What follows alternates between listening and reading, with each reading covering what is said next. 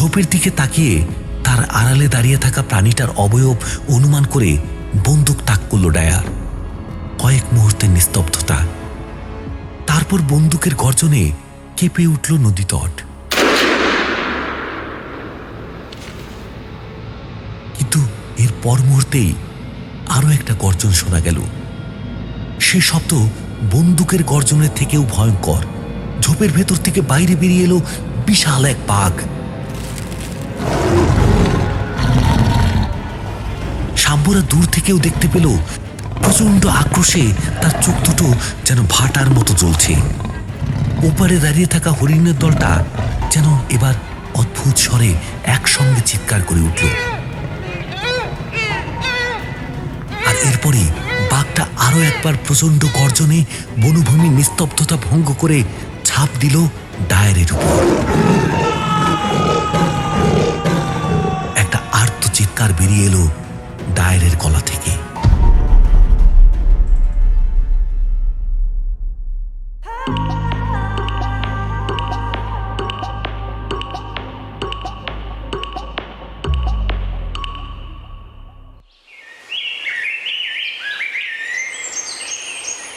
শাম্বদের কটেজের সামনে থেকেই শুরু হয়েছে ঘাসবন। মাঝে মাঝে কিছু বড় বড় গাছও আছে। তারপর জমিটা কিছুটা ঢালু হয়ে নেমে গেছে পান্না সবুজ কেন নদীর বুকে। নদীর ওপাশেও জঙ্গল। কেন নদী একে বেঁকে সাপের মতো প্রবাহিত হয়েছে মধ্য ভারতের এই পান্না অভয়ারণ্যের বুক চিরে, যার পোশাকি নাম পান্না টাইগার রিজার্ভ। শাম্বদের এই কটেজটা বেসরকারি হলেও পান্না টাইগার রিজার্ভের অন্তর্গতই বলা যায়। দিন পাঁচেক হলো মধ্য ভারতের এই জঙ্গলময় অঞ্চলে এসেছে তারা। বান্ধবগড় কানহা হয়ে অবশেষে তারা আজ সকালেই এসে উপস্থিত হয়েছে পান্নাতে। তারা মানে শাম্ব আর তাদের সফটওয়্যার কোম্পানির অন্যতম ডিরেক্টর পেডি ডায়ার। ডায়ার শব্দটা শুনলে ভারতীয়দের জেনারেল ডায়ারের কথা মনে পড়ে গেলেও ডায়ারের সঙ্গে রাজনীতি বা পুলিশ মিলিটারির কোনো সম্পর্ক নেই তার স্বদেশ বা এদেশে। যদিও তার পূর্বপুরুষরা একসময় এদেশে প্রায় 200 বছর ধরে শাসন করেছিল, ব্রিটিশ নাগরিক মাঝবয়সী পেডি ডায়ার একজন আদ্যপান্ত ব্যবসায়ী। ব্যবসায়িক কাজে দিন 10 আগে সে কলকাতায় এসেছিল। সে কাজ মেটার পর সে ভারতীয় জঙ্গল, বিশেষত বাঘ দেখার ইচ্ছা প্রকাশ করেছিল। সুন্দরবন কলকাতার ঘরের কাছে হলেও বাঘের দেখা পাওয়া সেখানে দুর্লভ ব্যাপার।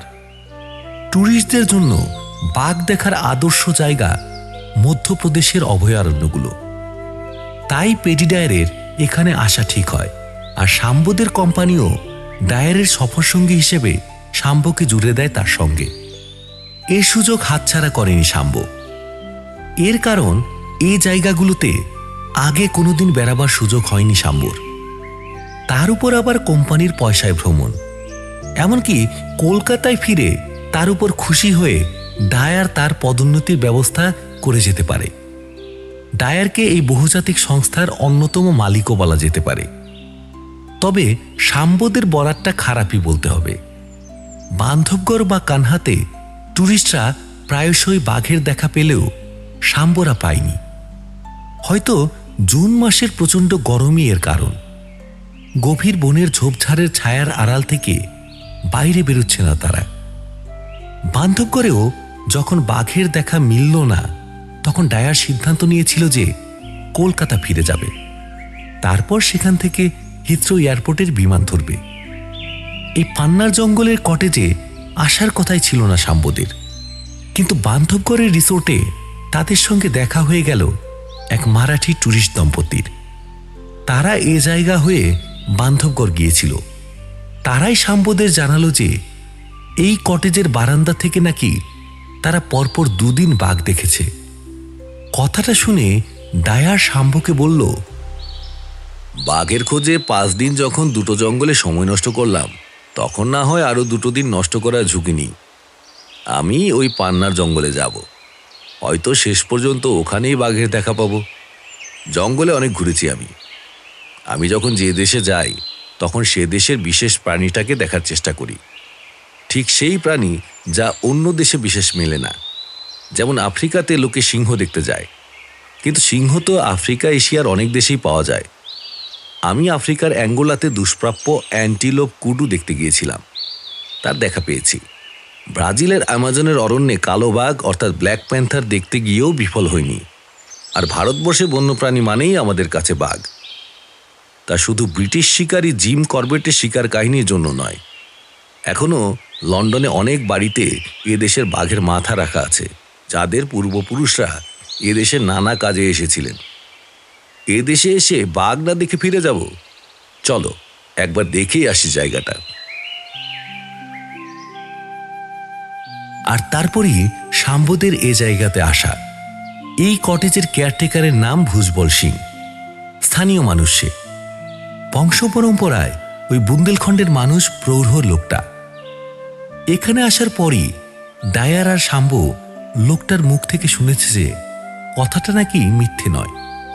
এরপর বেশ কটা দিন নাকি বাঘ ঘোরাফেরা করেছে এই বনবাংলো আর কেন নদীর মধ্যবর্তী স্থানে। আরও একটা কথা তাদের বলেছে ভুজবল, বাঘটা নাকি নরখাদক।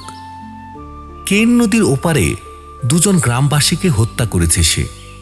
তারা কাঠ সংগ্রহ করতে বনে ঢুকেছিল।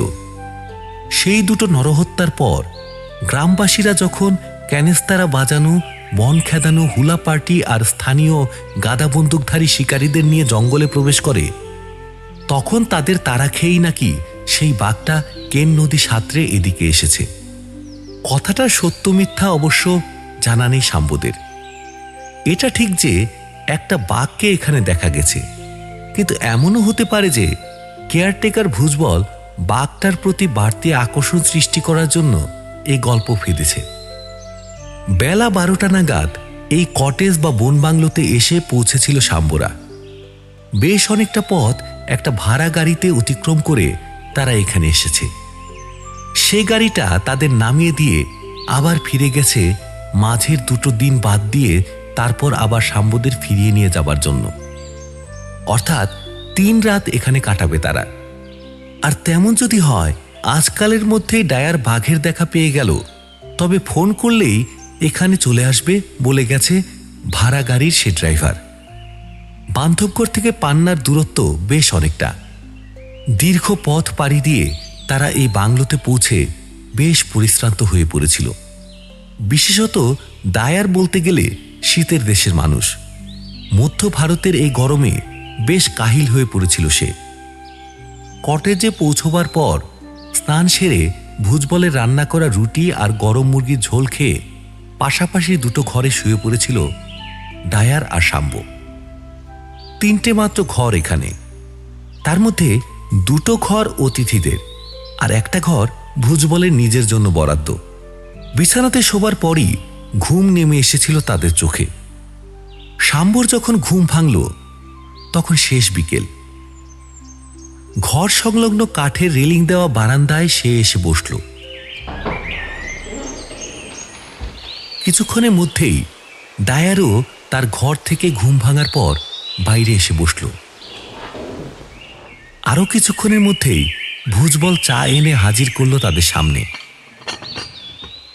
চায়ে চুমুক দিতে দিতে শাম্বরা তাকাতে লাগলো সামনের ঘাসবন আর নদীর দিকে। আর একটু পরে সূর্য অস্ত যাবে। দিন শেষের আলো ছড়িয়ে পড়েছে পান্না সবুজ কেন নদী আর ঘাসবনের বুকে। গ্রীষ্মের প্রখর রোদে পুড়ে এমনিতেই হলুদ বর্ণ ধারণ করেছে ঘাসবন। তার উপর বিদায়ী সূর্যের আলো পড়ে তাকে ঠিক উজ্জ্বল সোনা রঙের মতো মনে হচ্ছে। অপূর্ব নৈসর্গিক দৃশ্য। চুপচাপই চা পান করছিল ডায়ার। শাম্বর সঙ্গে অন্তত বছর 15 বয়সের পার্থক্য ডায়ারের। এ কদিনে তার সঙ্গে বেশ কিছুটা অন্তরঙ্গতা গড়ে উঠেছে শাম্বর। এক্ষেত্রে অবশ্য ডায়ারই কৃতিত্ব দাবি করতে পারে। কার্যক্ষেত্রে ডায়ার শাম্বর ঊর্ধ্বতন কর্তা হলেও সে শাম্বকে কলকাতা ছাড়ার পরই বলেছিল, দেখো এটা অফিস নয়, কাজেই অফিসিয়াল ফর্মালিটিসের দরকার নেই, তাতে ভ্রমণের ছন্দ ব্যাহত হতে পারে। ধরে নাও আমরা এখন বন্ধু, আবার অফিসে ফিরে গেলে তখন আমি আবার তোমার বস। কিছুটা তফাতে বারান্দাতে দাঁড়িয়েছিল কেয়ারটেকার ভুজবল। হঠাৎ সে শাম্বদের উদ্দেশ্যে বলে উঠল, ওই দেখুন স্যার, ঘাস বনের মাঝখানে ফাঁকা জমিটা দেখুন। বাঘ নাকি? ভুজবলের কথা শুনে মৃদু চমকে উঠে বেতের চেয়ার থেকে উঠে দাঁড়ালো ডায়ার আর শাম্ব। ঘাসবনের মাঝে একটা জায়গাতে তাকের মতো ফাঁকা জায়গা আছে। ভুজবলের কথা অনুসরণ করে সেদিকে তাকিয়ে তারা দুজন দেখতে গেল প্রাণীটাকে। তবে সে বাঘ নয়, বিশাল আকৃতির একটা চিতল হরিণ বা স্পটেড ডিয়ার, একটা পুরুষ হরিণ। কি বিশাল শাখা প্রশাখাযুক্ত শিং তার! বান্ধবগড় আর কানহাতে বাঘ চোখে না পড়লেও চিতল হরিণ বিস্তর চোখে পড়েছে শাম্বদের। কিন্তু এত বড় হরিণ তারা এর আগে দেখেনি। ভুজবল এরপর বলল, ওর নাম মারিস, আমরা ওকে এ নামে ডাকি। হরিণদের দলপতি ও। এত বড় চিতল হরিণ মধ্যপ্রদেশের কোনো ফরেস্টে দেখতে পাবেন না। অনেক ট্যুরিস্ট এখানে আসে শুধু মারিসকে দেখতে। রামায়ণের মারিচের কথা আপনি জানেন নিশ্চয়। বলা বাহুল্য শেষ বাক্যটা কেয়ারটেকার বলল শাম্বর উদ্দেশ্যে। অন্য সবার মতো রামায়ণের মারিচের গল্পটা শাম্বরও জানা। রাক্ষসরাজ রাবণ তার অনুচর মারিচকে স্বর্ণমৃগের ছদ্মবেশে পাঠিয়েছিলেন রাম সীতা লক্ষণের পর্ণকুটিরের কাছে। সোনার হরিণ দেখে সীতা তার পতি রামকে অনুরোধ করেন সোনার হরিণ ধরে দেবার জন্য। রামচন্দ্র তার ভ্রাতা লক্ষণকে সীতাদেবীর প্রহরার দায়িত্বে রেখে বনমধ্যে স্বর্ণমৃগের পশ্চাৎধাবন করেন। কিন্তু কিছুক্ষণের মধ্যেই রামচন্দ্র বুঝতে পারেন যে এই স্বর্ণমৃগ আসলে মায়াবী মারিচ। রাম বাণ নিক্ষেপ করলেন মারিচকে লক্ষ্য করে, কিন্তু স্বরবিদ্ধ ধূর্ত মারিচ মৃত্যুর আগে রামচন্দ্রর কণ্ঠস্বর নকল করে চিৎকার করল, ভাই লক্ষণ, আমাকে বাঁচাও। আর সেই কণ্ঠস্বর সত্যি ভেবে সীতাদেবী লক্ষণকে বাধ্য করলেন রামচন্দ্রের সন্ধানে যাবার জন্য। লক্ষণ রামচন্দ্রের খোঁজে বনমধ্যে প্রবেশ করলে পর্ণকুটির থেকে অরক্ষিত সীতাকে ভিখারির ছদ্মবেশে কৌশলে হরণ করেন লঙ্কাপতি রাবণ। ভুজবলের কথা শুনে শাম্বর রামায়ণের সেই মারিচের গল্পটা আবার মনে পড়ে গেল। এ মারিচ নিশ্চয়ই রামায়ণের মায়াবী মারিচ নয়, কিন্তু দিনান্তের সোনালি আলোতে বিশালাকৃতির এই হরিণটাকে ঠিক সোনার হরিণের মতোই লাগছে। সোনার বনে সোনার হরিণ, সে তাকিয়ে আছে এই বনবাংলোর দিকেই। এরপর তার পেছনে ধীরে ধীরে আত্মপ্রকাশ করতে লাগলো বিরাট একটা হরিণের পাল। মারিচ সতর্ক দৃষ্টিতে তাকাতে লাগলো বাংলো আর ঘাসবনের চারপাশে, আর তার তত্ত্বাবধানে ঘুরে বেড়াতে লাগলো অন্য হরিণগুলো। অপূর্ব দৃশ্য। মারিচকে দেখে ডায়ার একটা বিস্ময়সূচক শব্দ করল, ওয়াও বলে। শাম্ব ডায়ারকে বলল, কেয়ারটেকার বলছে এই হরিণটার নাম মারিচ। ডায়ার কথাটা শুনে ভুজবলকে প্রশ্ন করল, মারিচ মানে কি? এই বনবাংলোতে মাঝে মাঝে বিদেশি ট্যুরিস্ট আসে বলে ভাঙা ভাঙা কিছু ইংরেজি বলতে ও বুঝতে পারে ভুজবল, কিন্তু ইংরেজিতে মারিচের কাহিনী ডায়ারকে ব্যাখ্যা করা তার পক্ষে সম্ভব নয়। কাজেই সে শাম্বকে বলল, আপনি সাহেবকে বুঝিয়ে দিন। শাম্ব ডায়ারকে প্রথমে প্রশ্ন করল, তুমি রামের নাম শুনেছ? তার কাহিনী রামায়ণে পড়েছ? ঘাসবনে দাঁড়িয়ে থাকা মারিচের দিকে চোখ রেখে ডায়ার জবাব দিল, রামের নাম শুনেছি, তোমাদের হিন্দুরা তাকে দেবতা মানো, কিন্তু রামায়ণ পড়িনি। ডায়ারের জবাব শোনার পর শাম্ব সংক্ষেপে তাকে ব্যক্ত করল রামায়ণের মারিচের সেই কাহিনী, ছদ্মবেশী সোনার হরিণের গল্প। ডায়ার মারিচের দিকে তাকিয়ে থাকতে থাকতে বললেন, হ্যাঁ, সত্যি ওই প্রাণীটাকে সোনার হরিণের মতোই লাগছে। কিন্তু এরপরই শাম্ব আর ভুজবলের দিকে তাকিয়ে ডায়ার বলে উঠল, কিন্তু এ দৃশ্যের মানে হলো বাঘটা আর এখানে নেই। আমাদের এখানে আসাটাও সম্ভবত বৃথা গেল। কথাটা শুনে শাম্ব মৃদু বিস্মিতভাবে বলে উঠল। বাঘ নেই কেন? ডায়ার হতাশভাবে বলল, কাছাকাছি বাঘ থাকলে তোমাদের ওই মারিচ নিশ্চয় তার সঙ্গীদের নিয়ে এ জায়গাতে নিশ্চিন্তে ঘুরে বেড়াতে পারতো না। বাঘ চলে গেছে এ জায়গা থেকে। ডায়ার নানা দেশের অনেক জঙ্গলে ঘুরেছে। জঙ্গলের নিজস্ব কিছু ভাষা আছে, তা অল্প স্বল্প হলেও পাঠ করতে জানে ডায়ার। তার নিরিখেই কথাটা বলল সে। ডায়ারের কথা শুনে শাম্বও কিছুটা হতাশ হলো, কিন্তু ভুজবল সম্ভবত শাম্বদের প্রবোধ দেওয়ার জন্যই বলল, বাঘ তো আর এক জায়গাতে থাকে না, 8-10 মাইল এলাকা নিয়ে চক্কর দেয়, যাকে বলে বাঘ চক্কর বা বিট। সে হয়তো এখন দূরে আছে, রাত হলেই আবার এখানে ফিরে আসবে। আপনারা তাকে দেখতে পাবেন। পরপর 2 দিন ওই মারিচ যেখানে দাঁড়িয়েছিল সেখানে একদিন ভোরে আর একদিন রাতে বাঘটা এসে দাঁড়িয়েছিল। কিন্তু তার কথা শুনে ডায়ার বলল, সে তুমি যাই বলো না কেন, আমার ধারণা বাঘটা আর এখানে ফিরবে না। এ কথা বলার পর সে শাম্বর উদ্দেশ্যে বলল, অরণ্যের আরেক নাম রোমাঞ্চ, কিন্তু তোমাদের এর দেশের জঙ্গলে তেমন কোনো রোমাঞ্চ পেলাম না। শাম্ব এ কথার কি জবাব দেবে? সে চুপ করে তাকিয়ে রইল মারিচ আর হরিণগুলোর দিকে। ডায়ারও দেখতে লাগলো হরিণগুলোকে। হঠাৎ ডায়ার ভুজবলকে বলল, আমরা এসে তোমার দরজাতে কড়া নাড়ার পর তুমি দরজা খুললে। তখন তোমার ঘরের দেয়ালে একটা বন্দুক ঝুলতে দেখেছি মনে হচ্ছে। ডায়ারের কথা ঠিক, শাম্বও ব্যাপারটা খেয়াল করেছিল। ডায়ারের কথার জবাবে ভুজবল বলল, হ্যাঁ সাহেব, দিশি বন্দুক।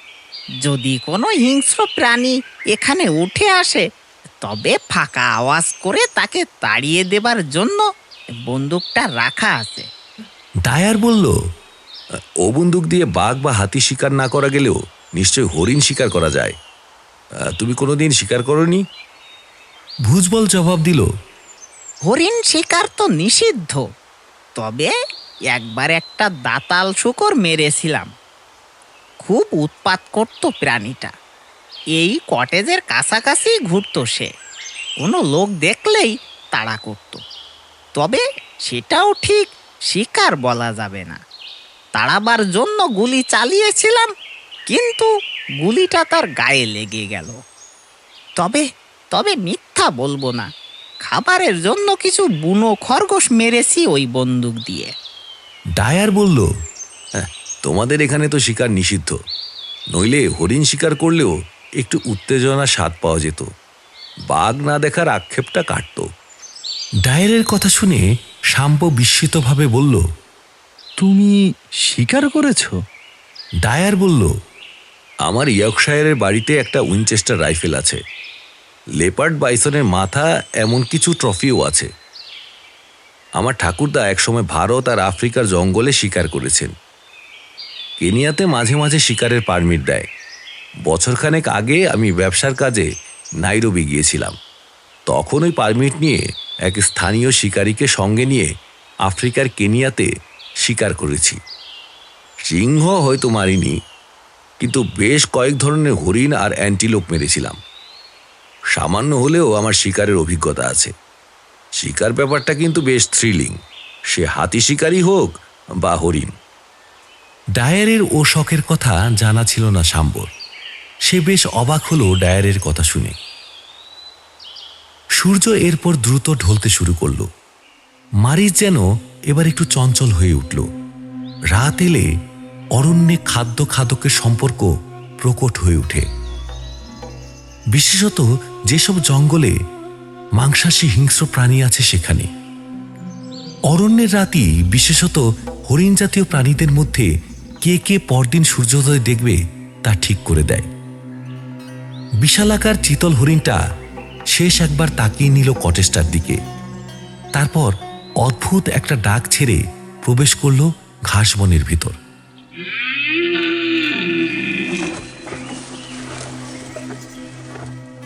তাকে অনুসরণ করলো তার সঙ্গীরা।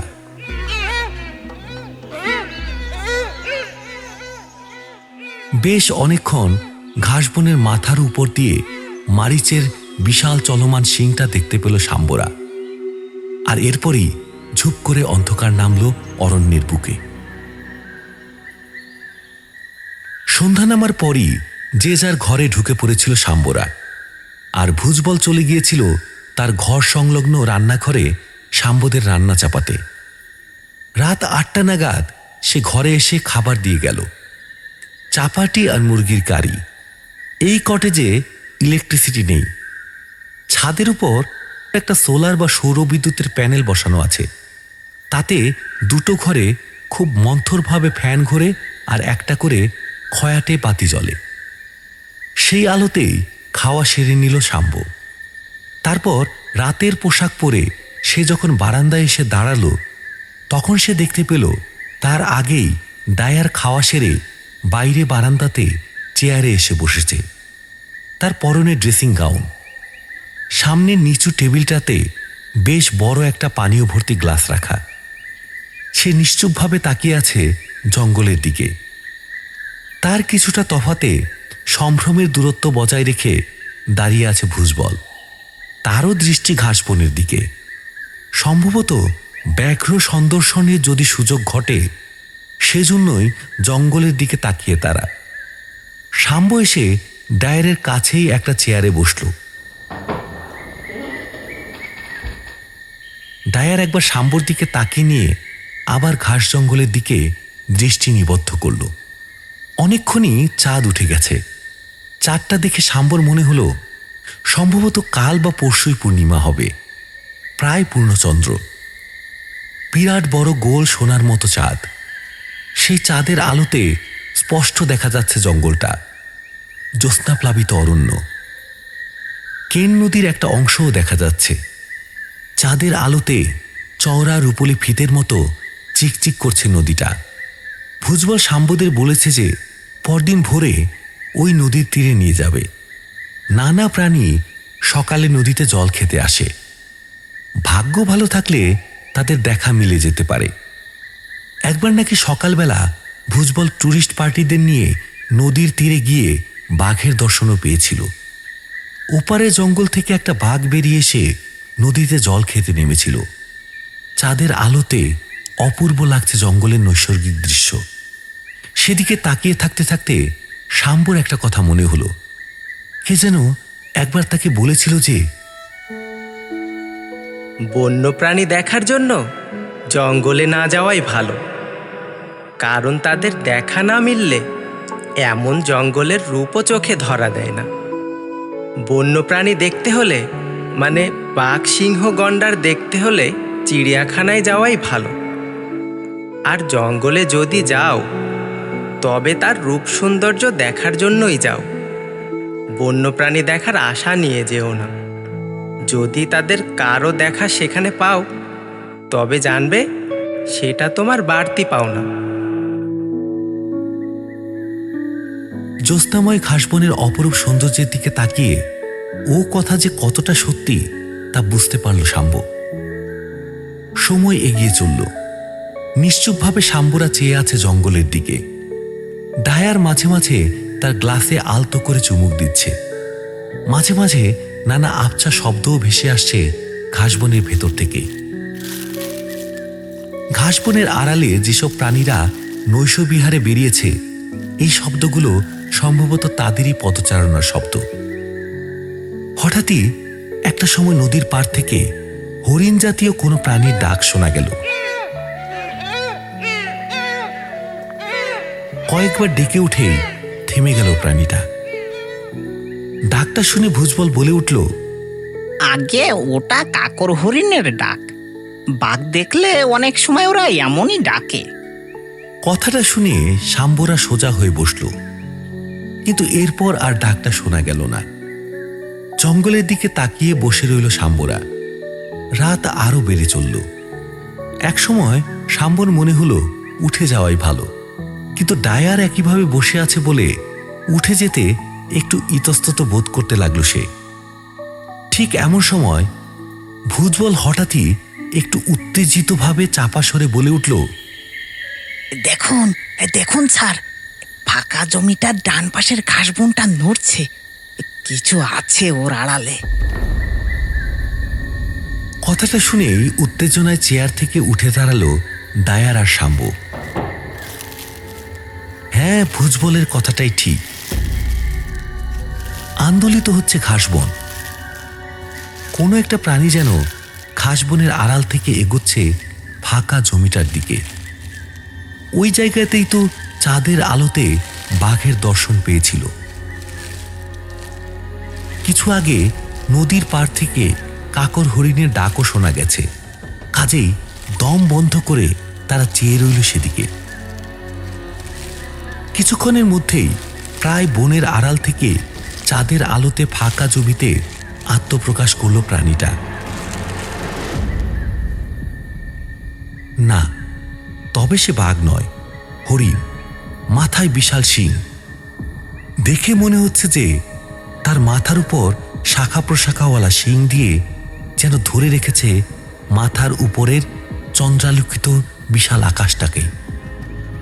সেই মারিচ। হরিণটা ফাঁকা জমিটার মাঝখানে এসে কয়েক মুহূর্ত থমকে দাঁড়িয়ে তাকিয়ে রইল কটেজটার দিকে। চাঁদের আলোতে দাঁড়িয়ে থাকা বিশাল শিংওয়ালা মারিচকে দেখে শাম্বুর মনে হলো এ দৃশ্য বাগদর্শনের চেয়ে কম সুন্দর নয়। প্রাণীটা এরপর ধীরে ধীরে ফাঁকা জমি পেরিয়ে উল্টো দিকের ঘাসবনের আড়ালে অদৃশ্য হয়ে গেল। শাম্বুর চোখে দৃশ্যটা অপূর্ব লাগলেও হরিণটা অদৃশ্য হবার পর মুহূর্তেই ডায়ার বলে উঠল, ডিসগাস্টিং। বাঘ দেখার আশা এ রাতের মতো সত্যি ছাড়তে হলো। ও যখন দেখা দিল তখন এখানে ধারে কাছে কোনো বাঘ নেই। কথাগুলো বলে হতাশভাবে আবার ডায়ার চেয়ারে বসে পড়ল।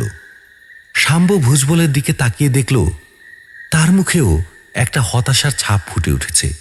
সে গরিব মানুষ। সাহেবকে বাঘ দর্শন করাতে পারলে বাড়তি বকশিস পাবার সম্ভাবনা তার থেকেই যায়। সামান্য বেতন আর টুরিস্টদের বকশিসই তো তার সম্বল। কটেজ ভাড়ার টাকা তো তাকে তুলে দিতে হয় মালিকের হাতে। টুরিস্ট সিজন বলতে তো শীতকালের ৩-৪ মাস। এই গ্রীষ্মে হাতে গোনা টুরিস্ট আসে। আর এরপরে ৩ মাস বর্ষাকালে ফরেস্ট বন্ধ থাকে। সে সময় কটেজও বন্ধ থাকে। ৩ মাস বেকার অবস্থায় গ্রামে থাকতে হয় ভুজবলকে। কথাগুলো সকালবেলা এখানে আসার পর ভুজবলের মুখ থেকেই শুনেছে শাম্বুরা। কাজেই বকশিসের সুযোগ নষ্ট হলে হতাশা তো আসবেই তার মনে। নিস্তব্ধভাবে কেটে গেল আরও কিছু মিনিট। তারপর হঠাৎ ডায়ার ভুজবলকে প্রশ্ন করল, মারিস নামের ওই হরিণটা কি এই কটেজের সামনের ঘাসবনেই সবসময় ঘোরাঘুরি করে? ভুজবল বলল, হ্যাঁ, তা বলতে পারেন। প্রতিদিন অন্তত একবার হলেও ও দর্শন দেবে এখানে। কখনো দলবল নিয়ে, আবার কখনো একা। তবে ও আসবেই। শাম্বু জানতে চাইল, এখানে আসে কেন? ভুজবল জবাব দিল, আসলে আমি মাঝে মাঝে গিয়ে ওই ফাঁকা জমিটায় নুন ছড়িয়ে আসি। জানেনই তো, হরিণরা নুন চাটতে খুব ভালোবাসে। ওই নুনের লোভেই ও এখানে আসে। ওর জন্যই আমি নুন ছেটাই, যাতে ও এখানে আসে। জঙ্গলে বাঘ দেখার সৌভাগ্য আর কজনেরই হয়, যাতে টুরিস্টরা এখানে এলে ওকে অন্তত দেখতে পায় সেজন্য। কিন্তু ডায়ারের হতাশা যেন কিছুতেই কাটছে না। সে বলে উঠল, হরিণ তো আমি আফ্রিকাতে ঝাঁকে ঝাঁকে দেখেছি, বান্ধবঘর কানহাতেও দেখলাম। হরিণ সর্বত্রই থাকে। আমি কিন্তু বাঘ দেখতে এখানে এসেছিলাম, হরিণ দেখতে নয়। ডায়ারের কথা শুনে মাথা নিচু করে দাঁড়িয়ে রইল ভুজবল। ডায়ার এরপর হঠাৎ ভুজবলকে প্রশ্ন করল, তোমাদের এখানে পোচার অর্থাৎ চোরা শিকারি নেই? ভুজবল জবাব দিল, আছে, মাঝে মাঝে উৎপাত করে তারা। ডায়ার তার জবাব শুনে বলল, তোমাদের এই মারিস নামের হরিণটা তো বেশ নধরকান্তি। শুনেছি চিতল হরিণের মাংস বেশ সুস্বাদু হয়। এই মাংসই নাকি সেরা মাংস। চোরা শিকারীরা ওকে মারার চেষ্টা করেনি? কেয়ারটেকার বলল, করেছিল বেশ কয়েকবার, কিন্তু পারেনি। ডায়ার জানতে চাইল, পারেনি কেন? এ প্রশ্ন শুনে প্রথমে একটু চুপ করে থাকলো ভুজবল, তারপর একটু ইতস্তত করে বলল, মানে লোকে বলে রামায়ণের সেই মারিচ হরিণের মতো এ হরিণটাও মায়াবী, এজন্যই ওর নাম মারিচ দেওয়া হয়েছে। শিকারীরা ওকে মারতে পারে না, ওর গায়ে গুলি লাগে না, ফসকে যায়। বাঘও নাকি ওর কিছু করতে পারে না, বাঘের নাকের ডগায় ও ঘুরে বেড়ায়। শেষ একবার এক শিকারী ওর পিছু ধাওয়া করেছিল, মারিচ তাকে ভুলিয়ে নিয়ে গিয়ে নদীর তীরে দলবদল অর্থাৎ চোরাবালির মধ্যে নিয়ে গিয়ে ফেলে। সেখানেই ডুবে মরে লোকটা। তারপর থেকেই চোরা শিকারীরা আর ভয়ে ওর দিকে নজর দেয় না। ভুজবলের কথাগুলো শাম্ব আরও একবার ডায়ারকে বুঝিয়ে বলতেই ডায়ার হেসে উঠে বলল, মায়াবী? যত সব আজে বাজে কথা। হরিণটাকে যাতে কেউ মারার চেষ্টা না করে সেজন্য নির্ঘাতেই বাজে গল্প রটনা করা হয়েছে। রক্তমাংসের হরিণ কি গল্পের হরিণের মতো মায়াবী হয়? ওসব শুধু গল্পেই হয়। তুমি এ কথা বিশ্বাস করো নাকি? শাম্ব জবাব দিল, না, করি না। তবে গ্রামের সহজ সরল মানুষ অনেক সময় এসব কথা বিশ্বাস করে। সাহেব যে তার কথা বিশ্বাস করেনি তা বুঝতে পারল ভুজবল। সে একটু বিমর্ষভাবে শাম্বকে বলল, আমি এবার যাই স্যার, বাসনপত্র ধোয়া মোছা করতে হবে। কাল ভোরের আলো ফুটলে আপনাদের নদীর তীরে নিয়ে যাব। কাছে পিঠের জঙ্গলটাও পায়ে হেঁটে যতখানি দেখানো যায় দেখাবো। আর তার আগে নাস্তার জন্য কিছুটা বন্দোবস্ত আজ করে রাখতে হবে। দেখতে দেখতে ভোর হয়ে যাবে। কথাগুলো বলে ভুজবল চলে গেল। রান্নাঘর থেকে ভেসে আসতে লাগলো বাসনপত্র ধোয়ার টুংটাং শব্দ। জঙ্গলের দিকে তাকিয়ে কি যেন ভাবতে লাগলো ডায়ার। আর এরপরই মশার ঝাঁক এসে ছেকে ধরল শাম্বদের। অনেক রাতও হয়েছে, এবার সত্যিই ঘুম পাচ্ছে শাম্বর। বাধ্য হয়ে সে এবার ডায়ারকে বলল, আমি এবার তবে ঘরে যাই। শাম্বর কণ্ঠস্বর শুনে যেন চিন্তাজাল ছিন্ন হলো ডায়ারের। গ্লাসটা তুলে নিয়ে এক চুমুকে অবশিষ্ট পানীয়টা শেষ করে ঠক করে গ্লাসটা টেবিলে নামিয়ে রেখে বলল, হ্যাঁ যাও, আমিও যাব কিছুক্ষণ পর। তার আগে একবার ওই কেয়ারটেকার ভুজবলের সঙ্গে কিছু কথা বলে আসি। এই বলে ডায়ার লম্বা লম্বা পা ফেলে এগুলো রান্নাঘরের দিকে। শাম্ব বারান্দা ছেড়ে নিজের ঘরে গিয়ে ঢুকল। দরজা বন্ধ করে মশারি টাঙিয়ে বিছানায় শুয়ে পড়ল সে।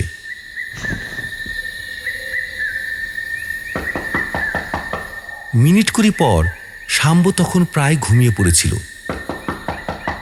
কিন্তু দরজাতে টোকা মারার শব্দে আবার খাট ছেড়ে উঠে তাকে দরজা খুলতে হলো। ডায়ার দাঁড়িয়ে আছে, ঠোঁটের কোণাতে আবছা হাসি।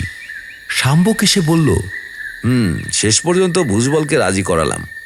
নগদ 10,000 টাকা দেব, আর আমাদের কলকাতার অফিসে ওর ছেলের একটা দারোয়ানের চাকরি। ডায়ারের কথা বুঝতে না পেরে শাম্ব প্রশ্ন করল, কি ব্যাপারে রাজি করিয়েছ? শাম্বর কথার জবাবে ডায়ার হেসে বলল, কাল সকালে সব বলবো, আপাতত গুড নাইট।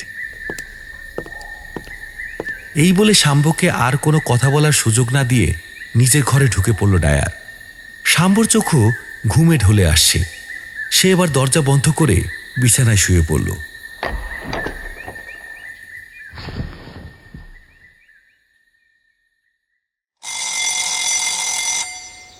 ঘড়িতে অ্যালার্ম দিয়ে রেখেছিল শাম্ব।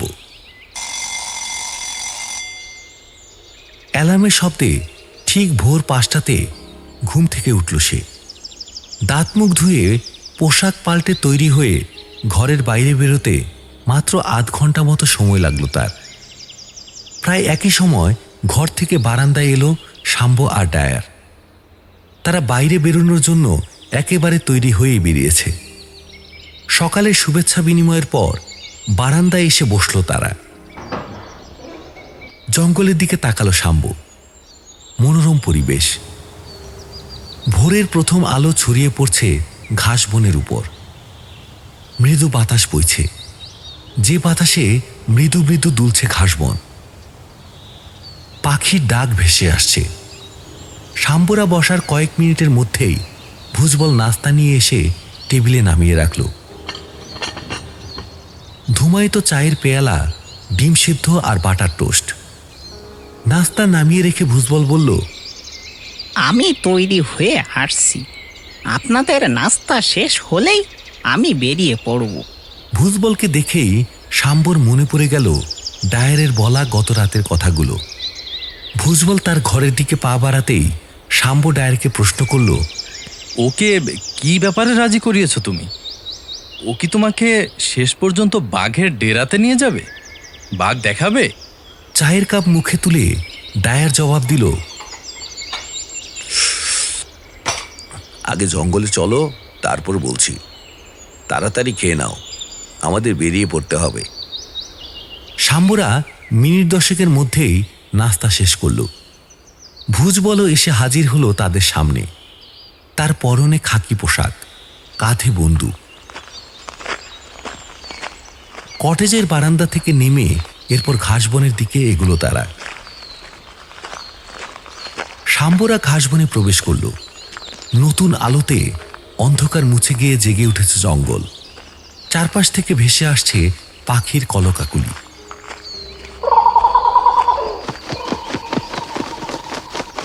একটা বিরাট ধনেশ পাখি শাম্বদের মাথার উপর দিয়ে উল্লাস ডাক ছেড়ে উড়ে গিয়ে দূরে একটা গাছের ডালে বসল। তারা তিনজন একটা সুরিপথ বেয়ে এগোতে লাগলো নদী তটের দিকে। সেদিকে এগোতে এগোতে একটা নীল গায়ও দেখতে পেল তারা। ডায়ার প্রশ্ন করল, মারিচও কি ওদিকে আছে? ভুজবল জবাব দিল, সকালের দিকে বন্য প্রাণীরা নদীতে জল খেতে যায়, হয়তো ও আছে ওখানে। ঘাস জঙ্গলের মধ্যে মাঝে মাঝে দাঁড়িয়ে থাকা বড় গাছগুলোর মাথায় হনুমানও চোখে পড়তে লাগলো। চারপাশ দেখতে দেখতে একসময় নদীর পাড়ে পৌঁছে গেল তারা। নদীর জলের রং পান্না সবুজ, এঁকে বেঁকে বয়ে চলেছে নদীটা। তবে এখানে নদীটা খুব চওড়া নয়।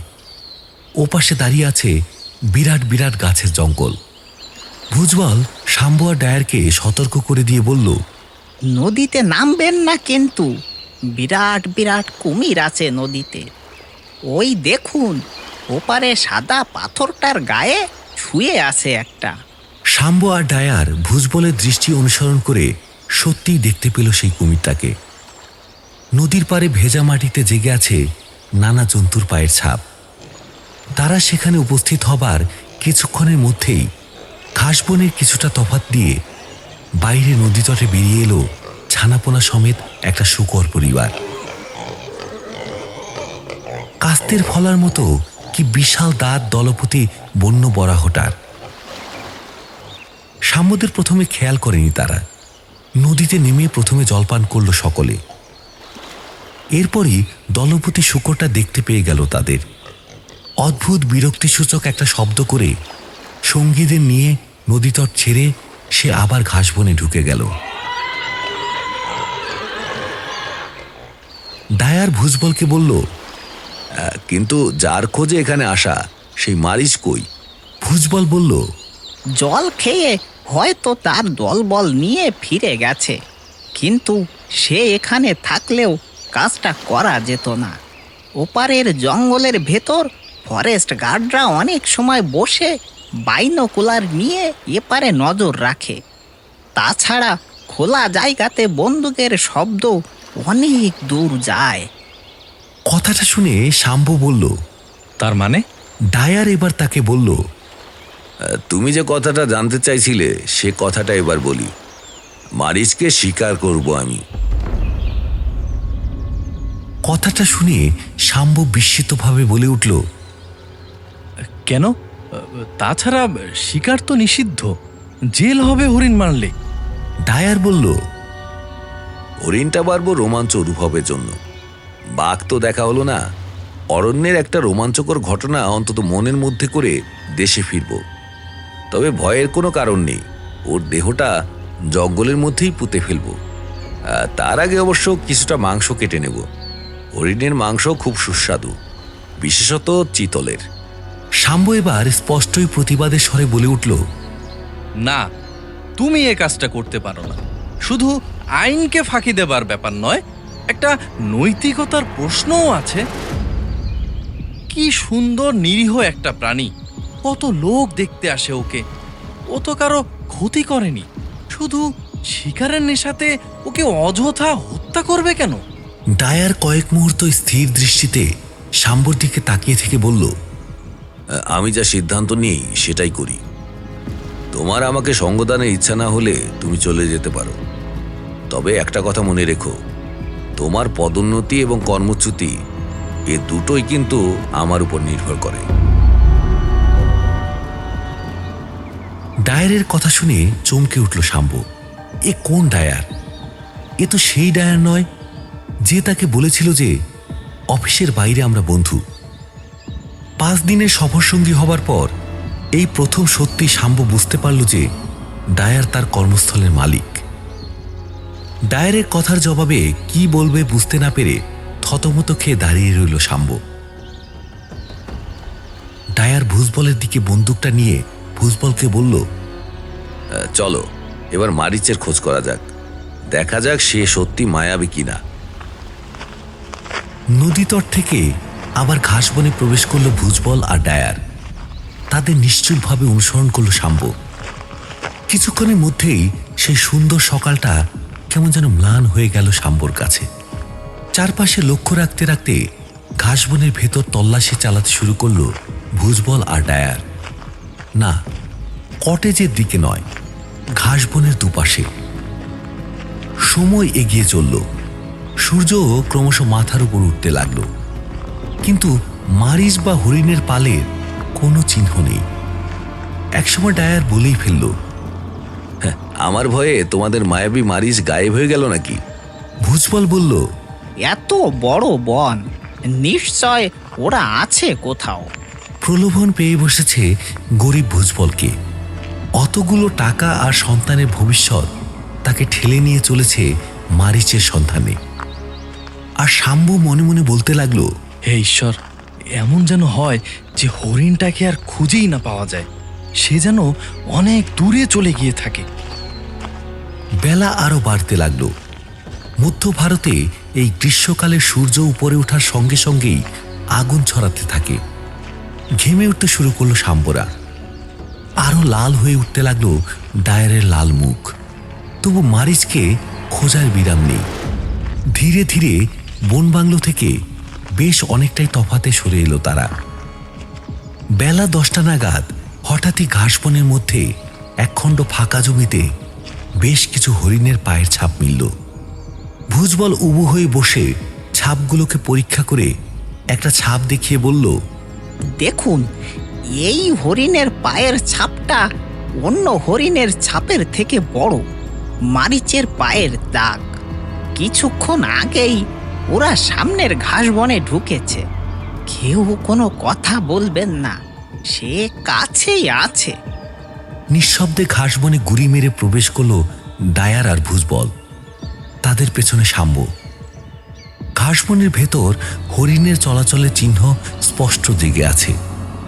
কোথাও পায়ের ছাপ আর কোথাও নুইয়ে পড়া ঘাস হরিণদের যাত্রাপথ চিনিয়ে দিতে লাগলো। একসময় ঘাস বন একটু পাতলা হয়ে এলো, আর তারপরই শাম্বুরা দেখতে পেল তাদের। ঘাস বনের ওপাশে ছোট একখণ্ড ফাঁকা জমি, আর তার মধ্যে দাঁড়িয়ে আছে বাজ পড়ে পুড়ে যাওয়া পাতাহীন একটা বিশাল অশ্বত্থ গাছ। ফাঁকা জমিটার মধ্যে ছড়িয়ে ছিটিয়ে ঘুরে বেড়াচ্ছে হরিণের দল, আর গাছের গুড়িটার গা ঘেঁষে দাঁড়িয়ে আছে তাতে দলপতি মারিচ। বিশাল শিং উঁচিয়ে বুক চিতিয়ে সত্যিই দলপতির ভঙ্গিতে দাঁড়িয়ে সে লক্ষ্য রাখছে তার সঙ্গীদের উপর। সূর্যালোক খেলা করছে তার সোনার অঙ্গে। তার রূপ দেখে কয়েক মুহূর্তের জন্য মনে হয় ডায়ারও মোহিত হয়ে গিয়েছিল। কিন্তু সময় নষ্ট করা যাবে না, তাদের দেখে ফেললেই পালাবে হরিণের ছাপ। ডায়ার বন্দুক তুলে নিল কাঁধে। হৃৎপিণ্ড স্তব্ধ হয়ে আসছে শাম্বর। প্রথমে মৃদু খুট করে একটা শব্দ হলো, আর তারপরেই ডায়ারের বন্দুকের প্রচণ্ড গর্জনে কেঁপে উঠল বনভূমি। আর তার পর মুহূর্তেই শাম্ব দেখল মারিচ যেন শূন্যে লাফিয়ে উঠে ছিটকে পড়ল পাঁচ পরে কালো হয়ে যাওয়া মোটা গাছের গুড়ির আড়ালে। বন্দুকের শব্দে নিমেষের মধ্যে ফাঁকা জমিটা থেকে ঘাস বনে অদৃশ্য হয়ে গেল হরিণের দল। আর ডায়ার আর ভুজবল ঘাসবন থেকে বেরিয়ে ছুটতে শুরু করলো গাছটার দিকে, আর তাদের পেছনে শাম্ব। তারা পৌঁছে গেল নির্দিষ্ট জায়গাতে। গুড়ির পেছনেই পড়ে আছে বিশাল হরিণটা, জিভ বেরিয়ে আছে তার, বিস্ফারিত স্থির চোখ। ডায়ারের গুলি একদম মর্মস্থলে বিদ্ধ হয়েছে, রক্তের স্রোত বইছে সেখান থেকে। এক গুলিতেই মৃত্যু হয়েছে তার। একবার সেই দৃশ্যের দিকে তাকিয়েই চোখ ফিরিয়ে নিল শাম্ব, কিন্তু ডায়ারের মুখে হাসি ফুটে উঠল। ভুজবলকে উদ্দেশ্য করে সে বলল, কি তোমাদের এই মারিচ নাকি মায়াবী? তার গায়ে গুলি লাগে না? কোনো শিকারী নাকি তাকে মারতে পারে না? দেখলে তো, আমি এক গুলিতেই তার মায়ার খেলা কেমন সাঙ্গ করে দিলাম। মিনিট 10 সেই জায়গায় দাঁড়িয়ে রইল সকলে। ভুজবল তারপর বলল, এই এখনই কটেজে ফিরে গিয়ে ছুরি আর কোদাল আনতে হবে। মাংস কেটে নিয়ে মাটিতে পুঁতে দিতে হবে দেহটা। গুলির শব্দ ফরেস্ট গার্ডদের কানে গিয়ে পৌঁছাতে পারে। তারা তারা খোঁজ নিতে আসতে পারে। ডায়ার বলল, হ্যাঁ চলো, ওর শিংটা দেশে নিয়ে যেতে পারলে ভালো হতো, কিন্তু সে উপায় তো নেই। অগত্যা শুধু ওর মাংসেই তৃপ্তি লাভ করতে হবে। এই বলে শীষ দিতে দিতে ফেরার পথ ধরল ডায়ার। কটেজে ফিরে এলো শাম্বরা। বারান্দায় বসে কিছুক্ষণ বিশ্রাম নিল তারা। ভুজবল চা করে আনলো। কিছু ভালো লাগছে না শাম্বর। তার খালি মনে পড়ছে সেই দৃশ্যটা। পড়ে আছে হরিণটা, বিস্ফারিত চোখ, জিভ বেরিয়ে আছে, গলগল করে রক্ত বেরোচ্ছে তার বুক থেকে। শাম্বর বিষণ্ণতা লক্ষ্য করে ডায়ার প্রফুল্ল চিত্তে বলল, কামন ভাই, চিয়ার আপ, এটাকে খেলা হিসেবে নাও। আমি না মারলেও ওকে একদিন মরতেই হতো, তবে সে মরার আগে কিছুটা আনন্দ দিয়ে গেল আমাকে। ধন্যবাদ জানাই মায়াবী মারিচকে। ডায়ারের কথার কোনো জবাব দিল না শাম্ব। মনে মনে সে বলল, নিরীহ প্রাণীটাকে মেরে খুব অন্যায় করলে তুমি। একটা কোদাল আর ছুরি নিয়ে উপস্থিত হলো ভুজবল। কটেজ থেকে বেরিয়ে আবার অকস্থলের দিকে রওনা হলো তারা। শাম্বর কোনো উপায় নেই, কাজেই তাকেও যেতে হলো ডায়ারের সঙ্গে। কিছু সময় পর তারা সে গাছের কাছে পৌঁছে গেল, কিন্তু সেখানে পৌঁছে অবাক হয়ে গেল তারা। এখনো মাটি রক্তে ভিজে থাকলেও মারিচ সেখানে নেই। কেমন যেন এক অদ্ভুত নিস্তব্ধতা বিরাজ করছে জায়গাটার চারপাশে। ব্যাপারটা দেখে ভুজবলের মুখ কেমন ফ্যাকাশে হয়ে গেল। সে বলে উঠল, আমি বলেছিলাম না মারিচকে মারা যায় না। ও ও মায়াবী। ডায়ারও ব্যাপারটাতে কম অবাক হয়নি, তবুও এ কথা বিশ্বাস করা যায় না। ভুজবলের কথা শুনে সে ধমকে উঠে বলল, কি পাগলের মতো বকছ? এমন হতে পারে দেহটা কোনো হিংস্র প্রাণী টেনে নিয়ে গেছে, অথবা হয়তো গুলির চোটটা অত মারাত্মক নয়, জ্ঞান হারিয়ে ফেলেছিল প্রাণীটা। তারপর জ্ঞান ফিরে আহত অবস্থায় কাছেই কোথাও আছে। চলো ওকে খুঁজে দেখি। দ্বিতীয় গুলিটা খাবার পর আর ওর জ্ঞান ফিরবে না। যে জায়গাটাতে হরিণ পড়েছিল সে জায়গাটা প্রথমে ভালো করে পরীক্ষা করলো ডায়ার আর ভুজবল, কিন্তু সেখানে অন্য কোনো প্রাণীর পায়ের ছাপ বা হরিণটাকে টেনে নিয়ে যাবার দাগ মিলল না। অতঃপর জঙ্গলের চারপাশে তল্লাশি শুরু হলো, কিন্তু ঘন্টা 2-3 ধরে খোঁজ চালিয়েও মারিচের খোঁজ মিলল না। অগত্যা কটেজে ফেরার পথ ধরল সবাই।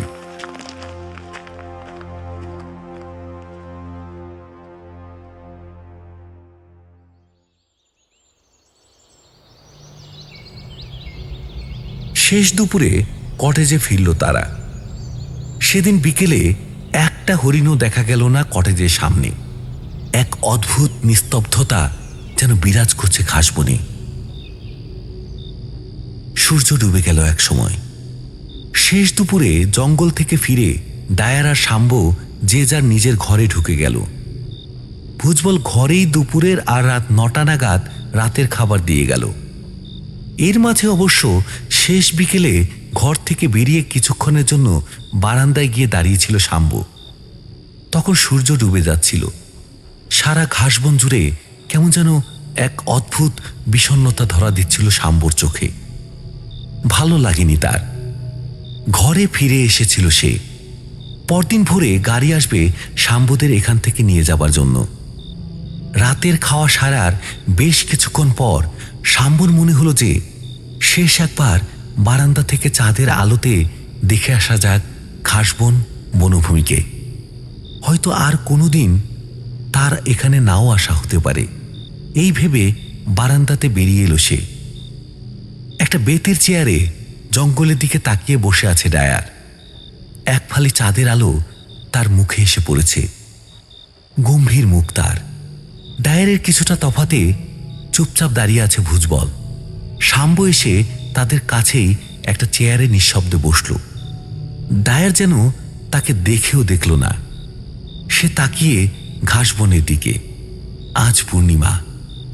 আকাশে বিরাট সোনার থালার মতো গোল চাঁদ। তার আলো ছড়িয়ে পড়েছে সারা ঘাসবন জুড়ে। কিছুটা দূরে ঘাসবনের উপর চিকচিক করছে কেন নদীর জল। এবার কিন্তু এ দৃশ্যের দিকে তাকিয়ে মনটা ভালো হয়ে গেল শাম্বর। জঙ্গলে সারাদিনের বিষণ্ণতাকে যেন মুছিয়ে দিয়েছে ওই চাঁদের আলো। বনজ্যোৎস্নাতে উদ্ভাসিত ঘাসবন। চাঁদ যেন হাসছে মাথার উপর থেকে। সেই জ্যোৎস্না বিধৌত বন্য চরাচরের দিকে তাকিয়ে বসে রইল শাম্ব। সময় এগিয়ে চলল। হঠাৎ ভুজবল মৃদু বিস্মিতভাবে বলে উঠল, আরে ঘাস বন নড়ছে, বাঘ নাকি? আজ তো হরিণের দল এ পথ মারাবে না। কথাটা শোনার সঙ্গে সঙ্গেই ডায়ার আর শাম্ব তাকালো জায়গাটার দিকে। হ্যাঁ, ঘাসবনের ভেতর দিকে কে যেন এগোচ্ছে ফাঁকা জমিটার দিকে। আর কয়েক মুহূর্তের মধ্যেই ফাঁকা জমির মাঝখানে যে আত্মপ্রকাশ করল তাকে দেখে চমকে উঠল সবাই। সে মারিচ। চাঁদের আলো চুইয়ে পড়ছে তার গা বেয়ে। অসংখ্য শাখা প্রশাখাযুক্ত শিং দুটো যেন উদ্ধত ভঙ্গিতে তাকিয়ে আছে আকাশের দিকে। ফাঁকা জমিটার মাঝখানে দাঁড়িয়ে সে তাকিয়ে আছে কটেজটার দিকে। অচঞ্চল স্থির তার দাঁড়ানোর ভঙ্গি। মুহূর্তের মধ্যে চেয়ার ছেড়ে দাঁড়িয়ে উঠে ডায়ার বলল, বলেছিলাম না ও হয়তো মরেনি, আবার তাই ফিরে এসেছে। তবে এবার আর ও পার পাবে না। বুঝবল, বন্দুক দাও। শাম্ব খেয়াল করল যে মারিচকে দেখে ভুজবলের মুখটা কেমন যেন ফ্যাকাশে হয়ে গেছে। সে বলে উঠল, এত রাতে জঙ্গলে নামবেন আপনি? ডায়ার বলে উঠল, হ্যাঁ, চাঁদের আলো আছে, দিনের আলোর মতোই উজ্জ্বল, সব দেখা যাচ্ছে। তাড়াতাড়ি বন্দুক আনো। ওকে না মারতে পারলে আমার মনেও কুসংস্কার বাসা বাঁধতে পারে যে ও মায়াবী। সেটা যে মিথ্যে তা প্রমাণ করার জন্য ওকে মরতেই হবে। ডায়ারকে নিরস্ত করার জন্য ভুজবল এবার একটা শেষ চেষ্টা করে বলে উঠল, মারিস সত্যি মায়াবী, নইলে বুকে গুলি খাওয়ার পর কেউ বেঁচে থাকতে পারে? আপনি যাবেন না সাহেব। ডায়ার এবার চাপা স্বরে গর্জন করে উঠল, স্টুপিড! তারপরে এক ছুটে গিয়ে ভুজবলের ঘরের ভেতর থেকে বন্দুকটা নিয়ে বাইরে বেরিয়ে বারান্দা থেকে নেমে পড়ল। মারিস তখনও দাঁড়িয়েছিল, কিন্তু ডায়ার এগোতেই সে ধীর পায়ে ঘাসবনের ভেতর ঢুকে পড়ল। শাম্বর হুঁশ ফিরতে মিনিট খানেক সময় লাগলো। হতভম্ব ভাব কাটিয়ে সে ভুজবলকে বলল, চলো, আমাদেরও যেতে হবে, সাহেবের কোনো বিপদ হতে পারে। ভুজবল মনে হয় এবার ব্যাপারটার গুরুত্ব উপলব্ধি করতে পারল। সে ছুটে গিয়ে একটা ছুরি আর লাঠি নিয়ে এলো। সে অস্ত্র দুটিকে সম্বল করে তারা যখন কটেজের বাইরে এলো, তখন ডায়ার অদৃশ্য হয়ে গেছে ঘাস বনের ভেতর। শাম্বরাও প্রবেশ করলো বনের ভেতর। ফটফটে জ্যোৎস্নায় চারপাশে সবকিছু স্পষ্ট দেখা যাচ্ছে, কিন্তু কোথাও কোনো শব্দ নেই। মারিচের পিছু ধাওয়া করে ডায়ার কোন দিকে যেতে পারে তা অনুমান করে ভুজবলের পেছনে এগোতে লাগলো শাম্ব। বেশ কিছুটা চলার পর একসময় নদীর পাড়ে পৌঁছে গেল শাম্বরা। নদী এখানে বেশ সংকীর্ণ। নদীর বুকে জলের ভেতর থেকে কিছুটা তফাতে চাঁদের আলোতে জেগে আছে ধবধবে সাদা পাথরখণ্ড। শাম্বরা দেখতে পেল একদল চিতল হরিণ দাঁড়িয়ে আছে নদীর ওপারে। ভুজবল চাপা স্বরে বলল, নদীর ওপর ওই পাথর খণ্ডগুলোতে লাফিয়ে লাফিয়ে ওরা নদী পেরোয়। কিন্তু হরিণগুলো যেন নদীর ওপারে পাথরের মূর্তির মতো দাঁড়িয়ে এপারের একটা নির্দিষ্ট জায়গার দিকে চেয়ে আছে। তারা যেন প্রতীক্ষা করছে কোনো কিছুর জন্য। তাদের দৃষ্টি অনুসরণ করে শাম্বরা এবার দেখতে পেল তাকে, মারিচ। ঘাসবন থেকে এপারে নদীর তটে বেরিয়ে এসেছে সে। নদীর পার বরাবর শাম্বরা যেখানে দাঁড়িয়ে তার উল্টো দিকে ধীর পায়ে হাঁটছে সে, আর মাঝে মাঝে থমকে দাঁড়িয়ে ঘাসবনের দিকে তাকাচ্ছে পেছন ফিরে। আর এরপরই ডায়ারকে দেখতে পেল তারা। ঘাসবন থেকে বেরিয়ে শাম্বদের দিকে পেছন ফিরে মারিচের দিকে এগোতে লাগলো সে। মারিচ তাকে নিশ্চিত দেখতে পেল, কিন্তু ওর মধ্যে কোনো চাঞ্চল্য লক্ষ্য করা গেল না। হয়তো সে আহত বলেই আর ছুটে পালাতে পারছে না। ধীর পায়ে সে এগোতে লাগলো কিছুটা দূরে বেশ বড় একটা ঝোপের দিকে। তাকে বন্দুকের পাল্লার মধ্যে আনার জন্য ডায়ারও এগুলো সেদিকে। শাম্বরা যেখানে দাঁড়িয়ে সেখান থেকে সব কিছুই স্পষ্ট দেখা যাচ্ছে চাঁদের আলোতে।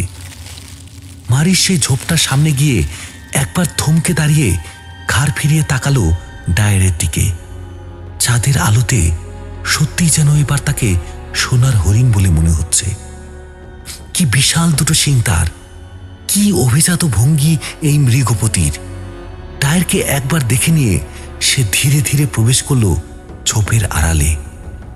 শুধু ঝোপের আড়াল থেকে আকাশের দিকে জেগে রইল তার বিশাল শাখা প্রশাখা যুক্ত শিং। শাম্বরা দেখল বন্দুক উঁচিয়ে সেই ঝোপের দিকে এগোচ্ছে ডায়ার। এবার আর নিস্তার নেই হতভাগ্য প্রাণীটার। ওপার থেকে চাঁদের আলোতে হরিণের দলও স্থিরভাবে তাকিয়ে আছে ঝোপটার দিকে। ঝোপটার হাত করি তফাতে গিয়ে দাঁড়ালো ডায়ার। ঝোপের দিকে তাকিয়ে তার আড়ালে দাঁড়িয়ে থাকা প্রাণীটার অবয়ব অনুমান করে বন্দুক তাক করল ডায়ার। কয়েক মুহূর্তের নিস্তব্ধতা, তারপর বন্দুকের গর্জনে কেঁপে উঠল নদী তট। কিন্তু এর পর মুহূর্তেই আরো একটা গর্জন শোনা গেল। সে শব্দ বন্দুকের গর্জনের থেকেও ভয়ঙ্কর। ঝোপের ভেতর থেকে বাইরে বেরিয়ে এলো বিশাল এক বাঘ। শাম্বরা দূর থেকেও দেখতে পেল প্রচন্ড আক্রোশে তার চোখ দুটো যেন ভাটার মতো জ্বলছে। ওপারে দাঁড়িয়ে থাকা হরিণের দলটা যেন এবার অদ্ভুত স্বরে একসঙ্গে চিৎকার করে উঠল। আর এরপরে বাঘটা আরো একবার প্রচন্ড গর্জনে বনভূমির নিস্তব্ধতা ভঙ্গ করে ঝাঁপ দিল ডায়ারের উপর। একটা আর্ত চিৎকার বেরিয়ে এলো ডায়ারের গলা থেকে। সামান্য একটু ঝটাপটির পর বাঘটা ডায়ারের ঘাড় কামড়ে ধরল। তারপর তাকে নিয়ে অদৃশ্য হলো ঘাসবনের গভীরে। শাম্বদের চোখের সামনে পুরো ব্যাপারটা ঘটতে হয়তো আধ মিনিট সময়ও লাগলো না। সম্বিত ফিরে পেয়ে শাম্ব আর ভুজবল ছুটতে শুরু করলো কটেজের দিকে।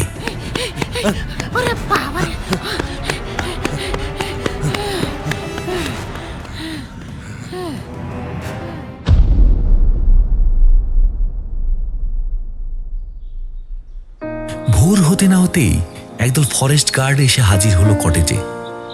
গত রাতে গুলির শব্দ আর বাঘের গর্জন শুনেছে তারা। তাদেরকে কি বলবে তা আগেই আলোচনা করে রেখেছিল শাম্ব আর ভুজবল। ফরেস্ট গার্ডদের তারা বলল, রাতে কটেজ চত্বরে বাঘ হানা দিয়েছিল। ডায়ার বাঘটাকে লক্ষ্য করে গুলি চালায়, কিন্তু শেষ রক্ষা হয়নি। বাঘ তুলে নিয়ে গেছে ডায়ারকে।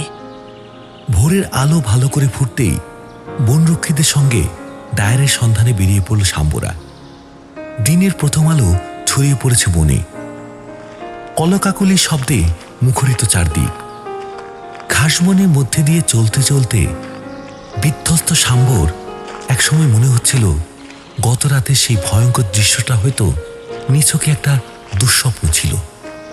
তবে একটা কথা তার মাথায় কিছুতেই ঢুকছে না, ঝোপের আড়ালে বাঘ আর হরিণের একসঙ্গে উপস্থিতি সম্ভব হলো কিভাবে? বাঘ আছে জেনেও মারিচ কিভাবে প্রবেশ করলো সেখানে? ঘন্টা দুয়েক খোঁজাখুঁজির পর একসময় ঘাসবনের ভেতরে ডায়ারের দেহের কিছু অংশ মিলল। তার দেহের অর্ধেকটাই প্রায় বাঘে খেয়ে নিয়েছে। দেহটা আবিষ্কৃত হওয়ার পর কিছু বনকর্মী সেখানে রয়ে গেল। বাকিরা শাম্বদের নিয়ে রওনা হলো ফেরার জন্য। গতকাল সকালে যে বাজ পড়া গাছটার নিচে মারিচকে গুলি করা হয়েছিল, তার কাছ দিয়ে যাবার সময় হঠাৎ একজন ফরেস্ট গার্ড বলল, গাছটার মাথায় শকুন বসে আছে কেন? এই কিছু মরেছে নাকি? এমনও তো হতে পারে যে সাহেবের দেহের এই কিছু অংশ এখানে টেনে এনেছে বাঘটা। চলো এই জায়গাটা একবার দেখে আসি। বন্দুক উঁচিয়ে গাছটির দিকে এগুলো বনরক্ষীর দল। তাদের অনুসরণ করল শাম্ব আর ভুজবল। গাছের গুড়ির পেছনে মাছি ভনভন করছে। বনরক্ষীরা সেখানে গিয়ে যা আবিষ্কার করল তা দেখে হতভম্ব হয়ে গেল শাম্ব। সেখানে পড়ে আছে মারিচের মৃতদেহ। কিন্তু এ দেহ তো অদৃশ্য হয়ে গিয়েছিল এখান থেকে। একজন বনরক্ষী বলে উঠল, আরে, এ তো সেই মারিচ চোরা শিকারীরা মেরেছে। দেহটাকে দেখে মনে হচ্ছে একদিন আগে মেরেছে। ফুলে উঠে পচতে শুরু করেছে শরীরটা। শাম্ব আর ভুজবল বাকরুদ্ধ। মারিচের দেহটা যদি এখানেই পড়ে থাকে, তবে কাল রাতে ডায়ারকে যে ঝোপের দিকে টেনে নিয়ে গেল সে কে? বাঘটা ওখানে আছে জেনে কি তাকে ওখানে টেনে নিয়ে গিয়েছিল মায়াবী মারিচ? তার মায়াবী শরীর বলে কি বাঘটার সঙ্গে সহাবস্থান করতে পেরেছিল ঝোপের আড়ালে? মারিচ কি মায়াবী রূপে মৃত্যুর প্রতিশোধ নিল? কৌশলে হত্যা করল তার হত্যাকারীকে? আরেকটু হলে সংজ্ঞা হারিয়ে মাটিতে পড়ে যাচ্ছিল শাম্ব। পা টলছিল তার। ব্যাপারটা বুঝতে পেরে একজন বনকর্মী তাকে ধরে ফেলে বলল, চলুন কটেজে ফিরে বিশ্রাম নেবেন। জানি এসব দৃশ্য অনেকের সহ্য হয় না। ফেরার পথে ভুজবল চাপা স্বরে শাম্বর কানের কাছে শুধু একবার বলল, বলেছিলাম না, মারিচ মায়া জানে, ও মায়াবী।